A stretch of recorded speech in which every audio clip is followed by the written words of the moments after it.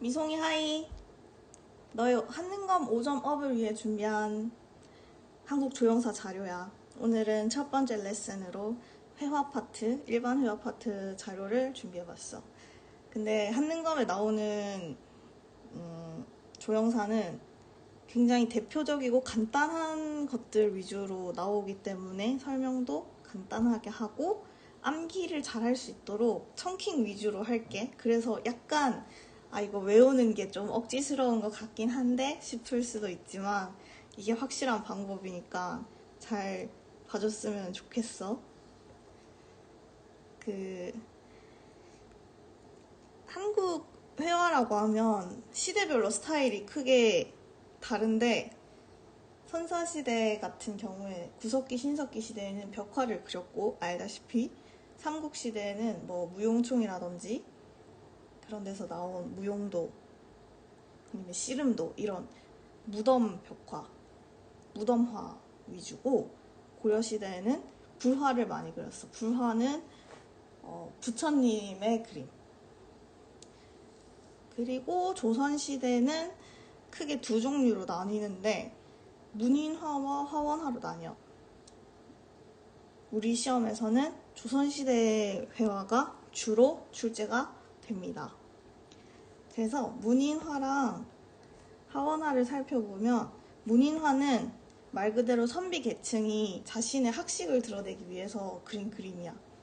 그래서 뭔가 감정이 드러나거나 철학이 드러나거나 정치가 느껴지는 그림을 추구하고자 한 그림.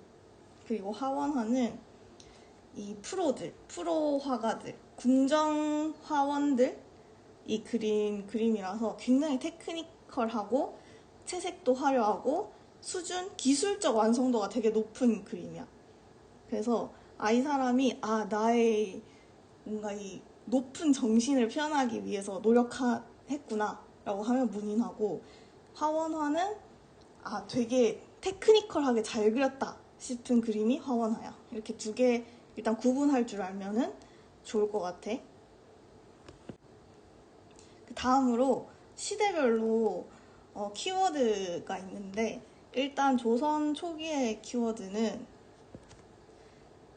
중티야. 중티. 중국 티가 나. 아직 초기에는 중국의 영향을 받은 그 중국 화풍에 많이 그림에서 나타나기 때문에 약간 중국스러운데 싶으면은 조선 초기다라고 생각을 하면 돼. 이후로 가면서 이제 독자적인 스타일이나 이런 게 발달을 하는데, 초기에는 아직까지는 그래도 이제 중국의 유명한 화가들 화풍이 여기 조선 화가들 작품에서도 많이 보인다 이렇게 생각을 하면 되고, 대표적인 조선 초기 화가는 안견이 있어. 안견은 세종 때부터 세조 때까지 살았던 사람인데 가장 유명한 작품이 이 목류도원도라는 작품이야. 이 목류도원도에 그림의 내용이 있어. 내용이 안평대군이라는 왕자의 꿈 이야기거든. 세종 아들이야. 세종 아들이 왕자님이 꿈속에서 유람을 했어. 도원을 유람을 했어. 그 내용을 그린 그림이야. 그래서 여기는 현실 세계, 여기는 도원 세계, 이상향인 거지. 복숭아꽃이 막 피어있는 선비, 신선들이 막 논이는 그런 도원 이상향이야. 그래서 주인공이 여기서부터 출발을 해서 막 시련을 겪고 험난한 길 끝에 여기 도원 세계에 도착하는 그런 모험의 이야기를 담은 그림이란 말이야. 근데 여기서 중티가 느껴지는 게, 이 도원 세계로 간다라고 하는 그거 도교적인 내용도 중국 스타일이고, 이 산의 모양도 보면은 우리나라 산에서 잘 볼 수 있는 지형은 아니야. 이 중국산 스타일을 그대로 그림 속에 그려 넣었는데, 이게 중국 화가 곽희의 스타일이거든. 그래서 아직 그런 게 그림에서 그대로 나타나기 때문에 아직 중티가 난다 이렇게 보면 돼. 이 안견이 왜 유명하냐, 왜 대표적인 조선 초기의 화가냐고 하면은 이 중국 스타일을 자신만의 스타일로 연구를 해가지고 안견 화풍을 만들거든. 근데 이 안견 화풍이 나중에 엄청 유행을 하게 돼서 나중에는 왕자님 중에 그림 그리는 사람도 이 스타일로 그리고 우리가 알고 있는 유명한 사람 중에는 신사임당이 이 안견 화풍으로 그림을 그리게 돼. 그래서 정말 많은 이들에게 영향을 끼친 사람이다 라고 생각을 하면 됩니다. 그래서 초기에 화원이 꿈이야기를 그렸다. 이거는 안견입니다. 도판을 잘 기억해 주시고 그 다음으로 넘어가 보겠습니다. 강희안이라는 사람인데 이 사람은 안견이랑 다르게 문인 화가예요. 그래서 선비 화가죠. 그래서 초기에는 역시나 중티가 느껴진다고 했기 때문에 이 키워드 중티를 잘 기억하고 있어야 돼요. 이게 왜 중티냐고 하면은 확실히 문인 화가라서 화려한 그런 막 산이 이렇게 막 뻗어져 있다거나 아니면 색채가 막 화려하다거나 이런 건 없는데 담백하게 이제 수묵화로 그렸어요. 검정, 흰색.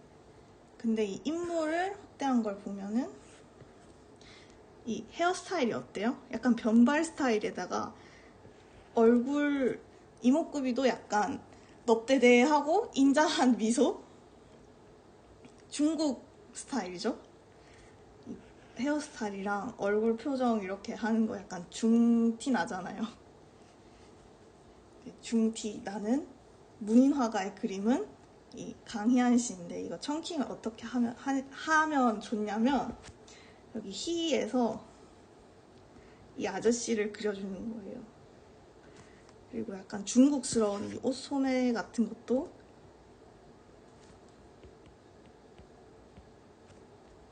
이런 식으로 표현해주고 이 그림에 등장하는 인물이 희자에서 느껴진다. 그래서 강희안은 이런 중티스러운 조선 초기 그림을 그렸다. 이렇게 외워주시면 좋을 것 같습니다. 조선 중기는 출제된 적이 없어서 패스를 할게요.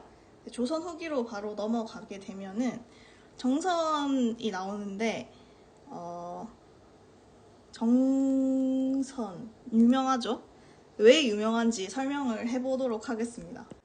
일단 시대적 배경을 보면은 조선 후기라고 하면 약간 영종조 때를 이야기하는 거란 말이에요.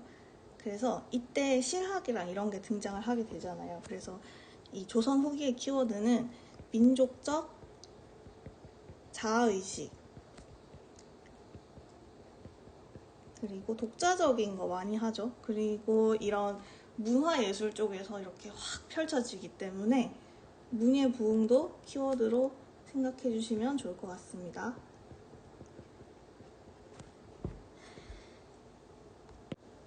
김정희가 금강전도를 그렸다라고까지는 알고 있을 수도 있어.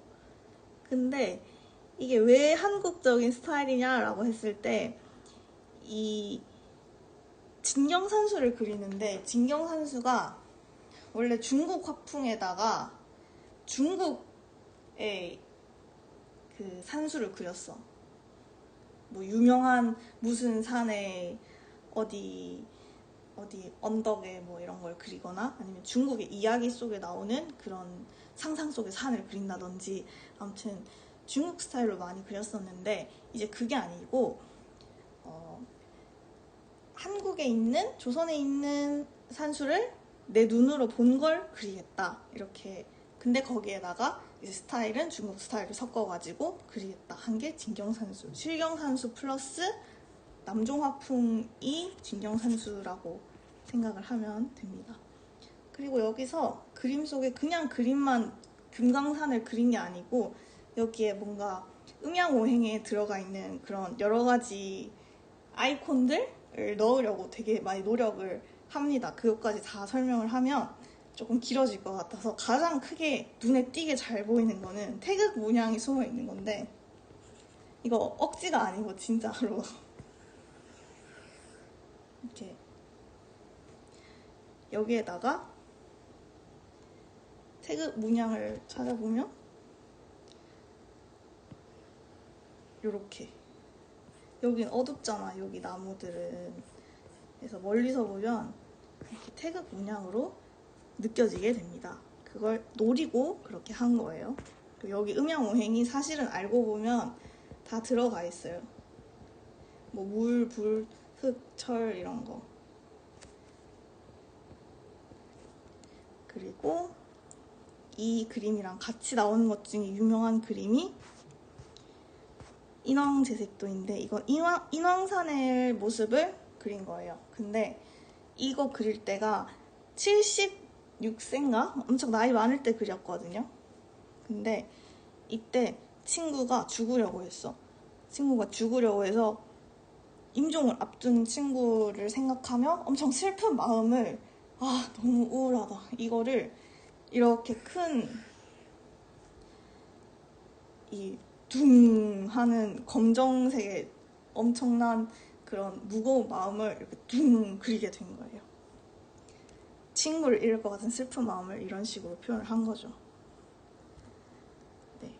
그리고 이 정선이 또 70세 때 그린 그림 중에 박연폭포라는 그림이 있는데, 여기 돌이 막 이렇게 있고 여기서 폭포물이 이렇게 내려오는, 사람은 약간 여기 서 있을 것 같은 느낌의 작품이 있는데, 그것도 여기 보면 이 돌 무더기들이 엄청 요 스타일로 이렇게 칠해져 있는데, 그게 좀 멋있는 포인트입니다. 우리 정선 선생님의.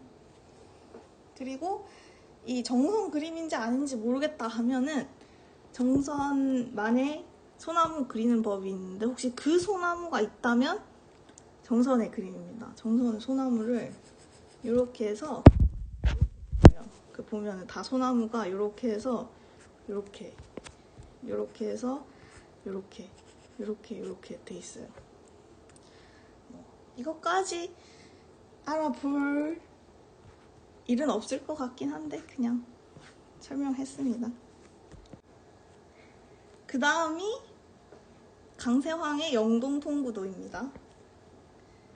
이 그림은 갑자기 어디서 나왔냐, 왜 나왔냐, 뭐 왜 유명하냐 이렇게 생각할 수도 있는데, 정선의 그림에 비하면 되게 단순하다? 돌이 많네? 이렇게 생각할 수도 있는데, 이게 왜 실학의 영향을 받았고 조선 후기에 등장하는 그림이냐 하면은 좀 잘 관찰을 해야 되는데, 눈치 빠른 사람은 알 수도 있어요. 이 돌 형태가 우리가 일반적으로 봐왔던 스타일이 아니고 서양화 기법이 들어가 있어요. 그라데이션이 예쁘게 들어간 돌이 막 이렇게 나와요. 이렇게 여긴 검었다가 여긴 약간 붉은기 돌고 여기는 초록빛 났다가 노란빛 났다가 여긴 어둡고 여긴 밝고, 이런 게 서양화의 영향을 받은 거야. 그래서 이 새로운 스타일을 보면은 우리가 깜짝 놀라겠지? 그래서 와, 강세왕의 작품은 세련되고 황당하구나. 너무 이제 놀라운 거지. 컬처 쇼크. 근데 약간 황홀하기도 해. 그래서 강세황의 그림은 강세련, 강황당이다. 강세황. 세련되고 황당한 이런 서양화 기법을 이제 장착한 그런 화가이다 라고 생각을 하면 좋을 것 같습니다. 그 다음이 단원 김홍도입니다. 김홍도는 모두가 알고 있는 화가라고 생각을 하는데, 어떤 그림을 잘 그리냐 하면 사실 모든 파트의 그림을 다 잘 그려요. 불교 인물화도 잘 그리고 도석화라고 하는 것도 잘 그리고, 아까 정선처럼 그런 풍경화도 잘 그리고, 이런 평민들의 일상을 담은 풍속화도 잘 그립니다. 근데 김홍도의 작품에는 하나의 특징이 있어요. 이 서민들이, 노동자 계급들이 이렇게 즐겁게 웃고 있어.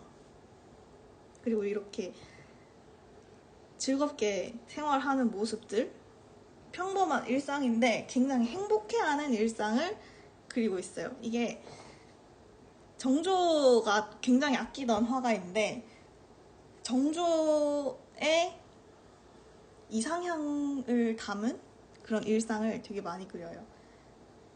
어진 임금인 정조 밑에서 백성들이 행복해하는 그런 태평성대의 일상 모습을 화폭에 담아내는 화가가 김홍도입니다. 그래서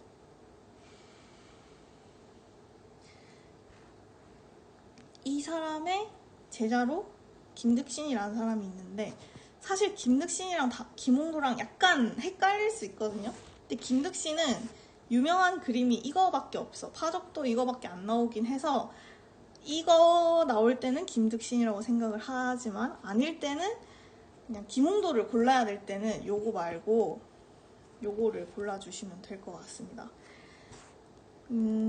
김홍도의 후학들이 되게 많은데, 일단 아들인 김양기, 그리고 신윤복, 회원 신윤복, 그리고 아까 말했던 김득신인데, 그 중에서 김득신이 가장 그 김홍도 스타일을 잘 이어나갔다라고 볼 수 있습니다. 그 김홍도 풍속화의 정수를 이었다라고 할 수 있습니다. 김득신 그림의 특징은 순간적인 상황을 이렇게 포착을 하는 거예요. 그래서 보면은 지금 이 아저씨의 자세가 쏟아질 것 같죠? 쏟아질 것 같이 이렇게 앞으로 확 튀어나와 있어요. 이렇게 되면 이거 득자 아닌가? 이 김득신 그림입니다. 우유가 약간 쏟아지는 느낌으로 굉장히 이런 긴장감이 느껴지죠? 순간적인 상황을 잘 캐치를 했어요. 그리고 신윤복을 한번 볼게요. 신윤복 씨는 약간 예쁜 그림을 잘 그리세요. 키워드로 항상 에로티시즘이 나오는 작가이기도 한데, 미인도도 예쁜 여자 그린 그림이고, 월화정의는 달 아래 연인들, 로맨틱한, 요즘 시대 같았으면 로맨틱 판타지 일러스트레이터인 거죠. 그런 거를 그리고, 단오풍정 그림은 이건 도판이 안 나올 확률이 높을 것 같은데 색깔이 자극적이에요. 일부러 이거 좀 화질 안 좋은 그림으로 넣었는데, 전체적으로 약간 거무 튀티한 그런 무채색에 가까운 밋밋한 데다가 주인공만 이런 노란색에 빨간색 이런 걸 넣었어요. 굉장히 자극적이고 시선이 가죠. 그리고 왼쪽 아래 여인들은 벗고 있어요. 파격적이죠? 그래서 신윤복은 굉장히 이런 에로티시즘을 잘 묘사하는 작가였다라고 보시면 될 것 같아요. 이 월화정인, 이거 단오풍정을 바라보는 이 관람자의 시선도 약간 훔쳐보는 그런 구도라서 더 그렇게 느껴지기도 합니다. 그리고 조선 말기에 도착을 하게 됐는데, 조선 말기가 어떤 시대냐? 혼돈의 시대죠. 정치, 사회 전반적으로 불안정한 시기입니다. 하지만 이 미술사에서는 조선 말기가 어떤 시대냐면, 그럼에도 불구하고 문인회화의 전통을 충분히 이었다. 그래서 이 문인들이 중요하게 여기던 것들이 여기서 많이 드러나게 됩니다. 그 꼭대기에 있는 사람이 김정희입니다. 김정희가 청나라의 최신 그런 사조를 익혀서 조선에 맞게 들여오게 돼요. 그거를 직접 글과 글씨에 구현을 하게 되고, 후학 제자들도 엄청 많아요. 추사 김정희는 일단 화원은 아니고 문인화가입니다. 아까 말했다시피 조선 말기 키워드가 문인화예요.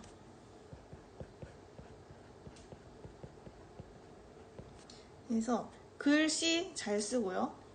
선비세요. 그래서 굉장히 김정희가 강조를 했던 게 문자 향이랑 서건기가 느껴져야 된다.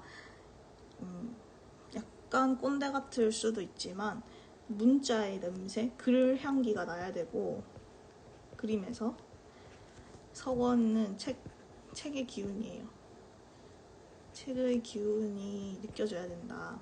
그래서 이거 두 개 안 나는 애들은 좀 근본 없다 이렇게 생각하신 분이었어요. 그래서 보면은 이게 우리가 일반적으로 출제되는 도판인데 이렇게 그림만 딸랑 나올 때도 있고 이렇게 전체 도판을 줄 때도 있어요. 근데 보면은 실제 도판에 보면 글이 많아요. 문인화가라는 걸 알 수 있는 부분이고, 이건 내용 자체는 이제 뭐 유배 갔을 때, 제주도 유배 갔을 때 책 구해다 줘서 고맙다 이렇게 제자한테 말해주는 그런 내용이거든요. 근데 뭐 글과 그림을 적재적소에 배치했다, 뭐 이 정도만 알고 있으면 될 것 같습니다. 그리고 이분이 난초를 또 독특하게 그리시는데, 난초는 원래 그리는 방법이 있어요. 이렇게 1, 2, 3, 4 이렇게 그리나? 이렇게 그리는 방법이 있는데, 여기 봉안이 있거든요. 봉황의 눈이라고 이게 봉안이 만들어지는데, 여기 봉안을 1획과 2획에서 만들고 그거를 파봉안을 해줘야 되거든요. 파괴를 한번 탁 시켜줘야 되거든요. 근데 이렇게 그리는 법으로 그리는 애들은 다 이제 문자형과 서공기가 느껴지지 않는 근본이 없는 애들이다. 이렇게 그릴 거면 그리지 말아라, 이런 내용이 이 작품에 담겨 있습니다. 이 난초 그릴 때 이렇게 부드럽게 그려야지, 이렇게 꺾어서 그리면 난초가 죽기 때문에 이렇게 안 그린단 말이에요. 근데 본인은 그렇게 그려요. 그게 왜냐하면 글씨를 쓰듯이 나는 그려야 된다라고 생각한 사람이기 때문입니다. 얼마나 그런 정신적이고 이런 부분을 중요하게 여겼는지 알 수 있는 부분이죠. 그리고 제자 중에 조희룡이라는 사람이 있어요. 조희룡 이 사람은 매화를 대표적으로 그렸어요. 다른 것도 그렸겠지만 매화 그림이 제일 유명한 사람이에요. 그리고 매화를 또 그냥 그리는 거 아니고 약간 예쁘게 이렇게 점을 막 이렇게 찍어서 화려하게 만든단 말이에요. 그래서 이런 화려한 매화가 있는 그림은 조희룡 그림이에요. 그래서 조희룡, 조화려 이렇게 생각을 하시면 되고, 이분 작품은 거의 안 나오긴 할 거예요. 그래서 이런 화려한 매화 그림 나오면 이름이 화려한 사람을 선택을 하면 됩니다. 문제 한번 풀어볼게요.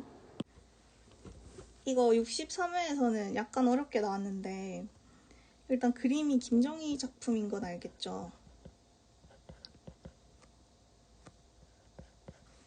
김정희가 제주도에서 유배 생활, 제자에게 고마운 표시. 근데 김정희라는 건 아는데 김정희의 그림 말고 다른 업적이 나열되어 있어요. 그래서 이게 김정희 그림이라는 것도 첫 번째로 알아야 되고, 다른 사람의 업적과 김정희의 업적을 구분할 수도 있어야 되는 문제라서 100점이 2점인 것 같습니다. 아무튼 풀어보면 남북국이라는 용어를 처음 사용했다. 이거는 발해고, 유득공이죠. 기기도설, 거중기, 이거 정약용이죠. 북한선비가 진흥한 순수빔을 고증하였다. 이게 김정희인데, 김정희 일단 모른다고 생각하고 양명학을 연구했다. 강화학파. 누구더라? 정제두? 정제두죠, 이거? 지행합일의 실천인가? 이거 고등학교 때 사회 탐구를 이걸 했어요. 윤리와 사상. 그래서 양명학, 강화학파, 정제두. 안평등의 꿈 소재, 몽유도원도 이거는 조선 초기라고 했죠. 조선 초기 안견의 몽유도원도 양평대군 꿈, 안평대군 꿈 얘기. 그래서 소거법으로 가도 3번 북한선비가 진흥한 순수빔을 고증했다. 이거 업적 자체도 김정희. 오케이, 그 다음 23번 볼게요. 인제 강희안 특별전. 강희안이 뭐라고 했죠? 뭐 한 사람이라고 했죠?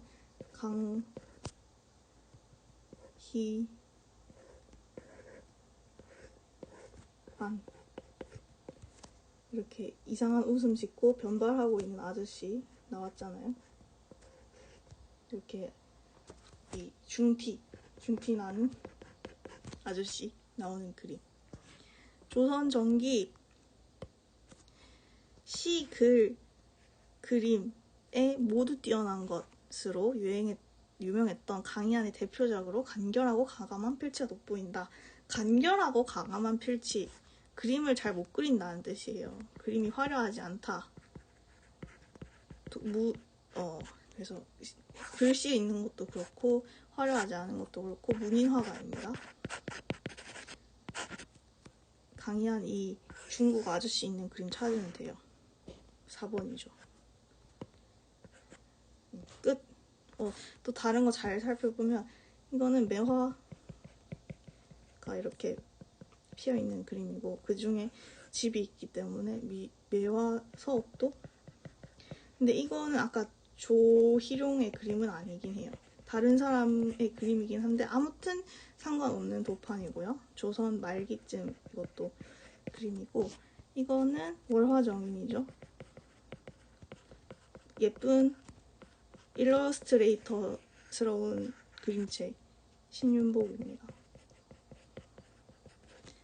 그리고 이거는 약간 어려운 도판을 일부러 낸 것 같긴 한데 김홍도 작품이에요. 그 신윤복의 선생님 김홍도 선배라고 할게요. 신윤복 선배님 김홍도의 작품인데 김홍도가 풍속화만 그린 게 아니고 풍경화도 잘 그렸어요. 김홍도의 풍경화예요. 화질이 안 좋아서 잘 안 보이긴 하는데 이런 어려운 도판 나오면 보통은 정답이 아니니까 괜찮습니다. 그리고